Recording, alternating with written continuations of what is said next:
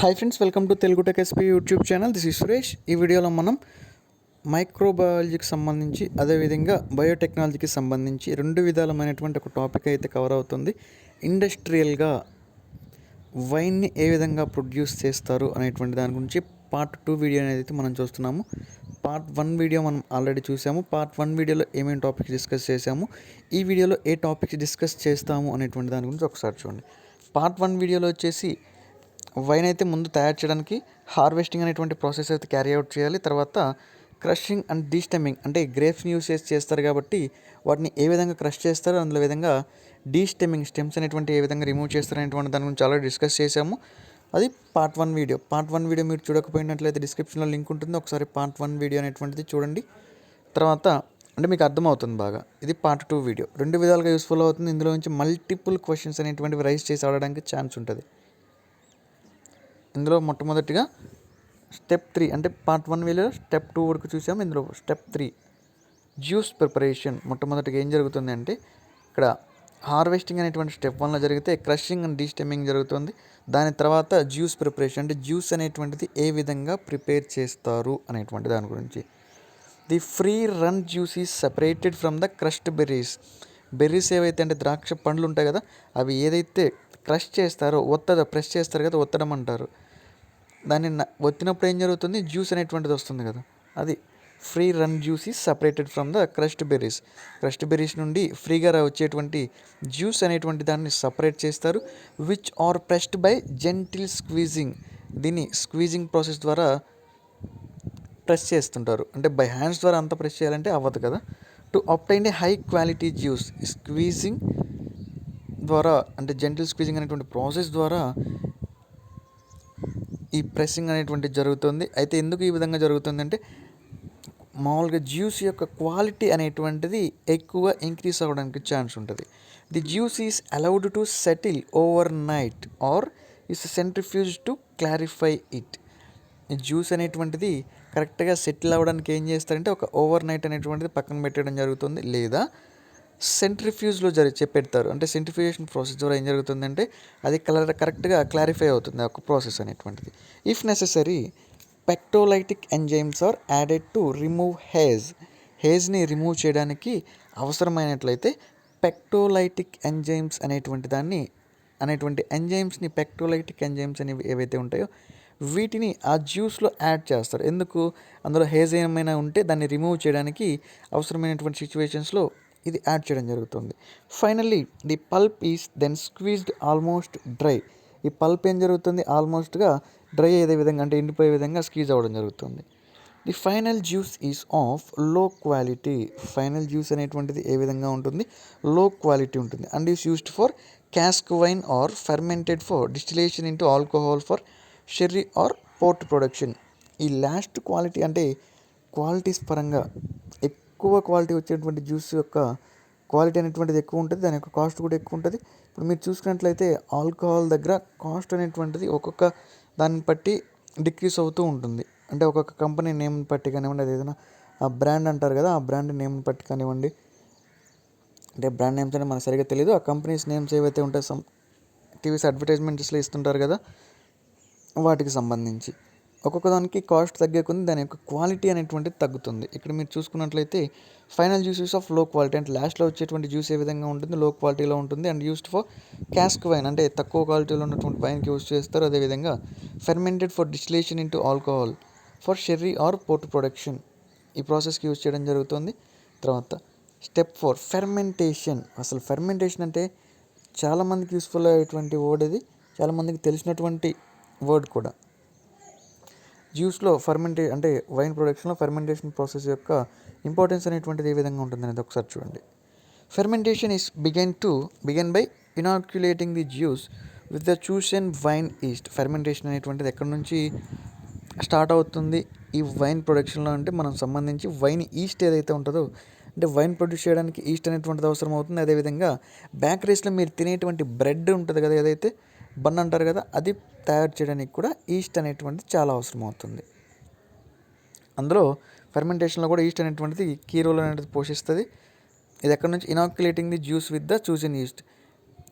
అంటే మనం సెలెక్ట్ చేసుకున్నటువంటి ఈస్ట్ ఏదైతే ఉంటుందో అందులో ఉన్నటువంటి ఆ జ్యూస్ని ఇనాక్యులేట్ చేసేటువంటి ప్రాసెస్ దగ్గర నుండి ఈ ఫెర్మెంటేషన్ అనేటువంటి ప్రాసెస్ అయితే క్యారీ అవుట్ అవ్వడం స్టార్ట్ అవ్వడం జరుగుతుంది.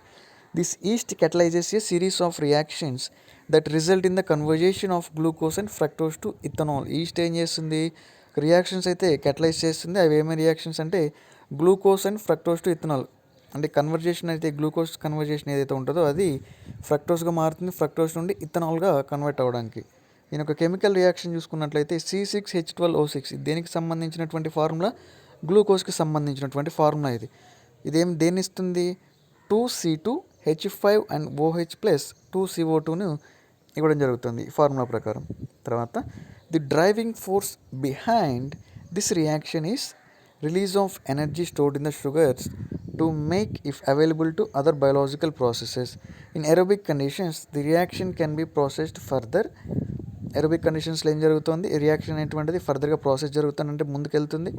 And convert the ethanol to H2O and CO2. దీని ద్వారా ఏం జరుగుతుంది, ఇథనాల్ అనేటువంటిది H2Oగా CO2గా కన్వర్ట్ అవుతుంది. Release all of the energy present in the original sugars. Original షుగర్స్లో ఉన్నటువంటి ఎనర్జీ అనేటువంటి మొత్తాన్ని కూడా రిలీజ్ చేస్తుంది. This process is undesirable in wine production. ఈ ప్రాసెస్ అనేటువంటిది వైన్ ప్రొడక్షన్లో అన్డిజైరబుల్, అంటే మనం డిజైర్ అనేది చేయలేము. So fermentation is usually carried out under a blanket of CO2. Fermentation అనేటువంటిది ఎక్కువగా CO2 కింద ప్రాసెస్ జరుగుతుంది. To exclude oxygen and hence maximise alcohol. CO2ని ఎక్కువ ఎందుకు యూజ్ చేస్తారంటే ఆక్సిజన్ని బయటికి పంపించడానికి, అదేవిధంగా ఆల్కహాల్ యొక్క లెవెల్ అనేటువంటిది మ్యాక్సిమైజ్ అంటే ఎక్కువగా రావడానికి చూస్తారు. The chain are biochemical reactions involved is shown in the figure depending on the conditions. అంటే దాని గురించి ఒకసారి డయాగ్రమాటిక్ రిప్రజెంటేషన్ అనేటువంటిది ఒకసారి చూసినట్లయితే ఈ విధంగా ఉంటుంది. టేబుల్ ఫామ్ ఉంది కదా, ఈ విధంగా దీని గురించి ఒకసారి చూడండి. మనం వేరియస్ ఇంటర్మీడియట్ పైన ఒకసారి కనిపిస్తుందా సరిగ్గా, various intermediates in the fermentation process can be converted into other products. The main ones are the listed table below. ఈ టేబుల్కి సంబంధించి నెక్స్ట్ అనేది మనం వీడియో చూద్దాము. అంటే ఎక్స్ప్లెనేషన్ అంటే దీని నుంచి అంతా కవర్ అయితేనే మీకు దానికి సంబంధించి ఎక్స్ప్లెనేషన్ అయితే వస్తుంది. The yield of ethanol is affected by such factors as temperature. Ethanol యొక్క ఈల్డ్ అనేటువంటిది కొన్ని ఫ్యాక్టర్స్ ద్వారా ఎఫెక్ట్ అవుతుంది. ఆ ఫ్యాక్టర్స్ ఏమిటి అనేది ఒకసారి చూసినట్లయితే temperature, extent of agitation extent, మరియు షుగర్ యొక్క కాన్సన్ట్రేషన్, తర్వాత acidity, strain of east and east activity. Acidity ఉంటుంది, తర్వాత స్ట్రెయిన్ ఆఫ్ ఈస్ట్ మరియు ఈస్ట్ యొక్క యాక్టివిటీ ఉంటుంది. తర్వాత lower the temperature the higher the alcohol yield due to more complete fermentation. Temperature lower అయితే తక్కువ ఉన్నట్లయితే ఆల్కహాల్ ఈల్డ్ యొక్క ఎక్కువ వస్తుంది. ఆల్కహాల్ ఈల్డ్ అంటే ఏంటి, దీని యొక్క కంటెంట్ అనేటువంటిది ఎక్కువగా ప్రొడ్యూస్ అవుతుంది. Next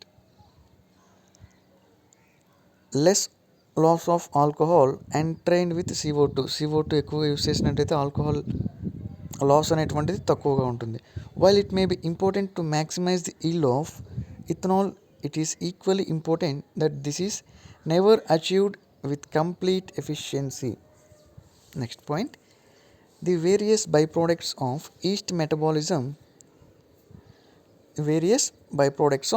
metabolism formed by this inefficiency contribute to wine's distinctive flavor, aroma and prevent it from simply being alcoholic grape juice. ఇక్కడ ఏం జరుగుతుందో ఒకసారి చూడండి. Various by products of yeast metabolism ద్వారా వచ్చేటువంటి రకరకాలైనటువంటి బై ప్రోడక్ట్స్ ఏవైతే ఉంటాయో ఇవి ఫామ్ అవుతాయి. దిస్ ఇన్ఎఫిషియన్సీ అంటే ఎఫిషియన్సీ అనేటువంటి తక్కువగా ఉంటుంది. అది దేనికి, contribute to wines distinctive flavour. ఇవన్నీ దేనికి ఉంటాయి, వైన్ యొక్క డిస్టింక్టివ్ ఫ్లేవర్కి కాంట్రిబ్యూట్ అవుతుంటాయి.